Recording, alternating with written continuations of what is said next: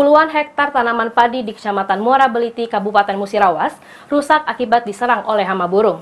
Para petani kesulitan mengusir hama burung karena masih menggunakan peralatan sederhana yang terbuat dari tali plastik dan kaleng bekas yang terpasang di lahan sawah.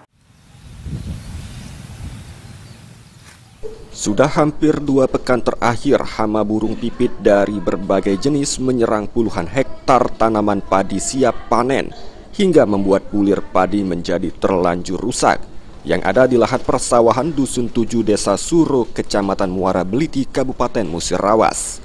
Berbagai upaya telah dilakukan petani untuk menghalau serangan hama burung, mulai dari memasang peralatan seadanya yang terbuat dari tali plastik dan kaleng bekas, hingga berkeliling di lahan persawahan.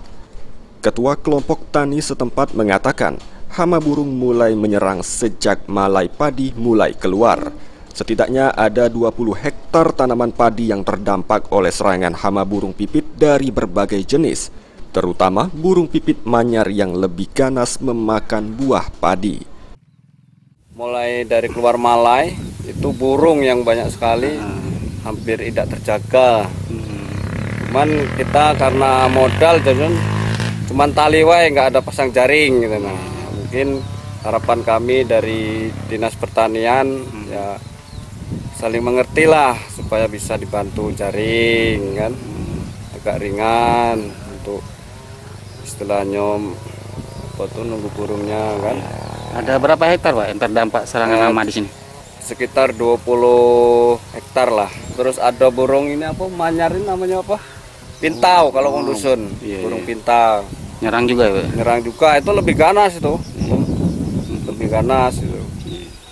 Nah, mungkin harapan dari kawan-kawan petani ini ya itulah, kalau bisa dibantu jaring. Untuk hasil panen nanti khawatir nggak Pak berkurang? Ya jelas tidak meningkat lah, banyak yang jatuh.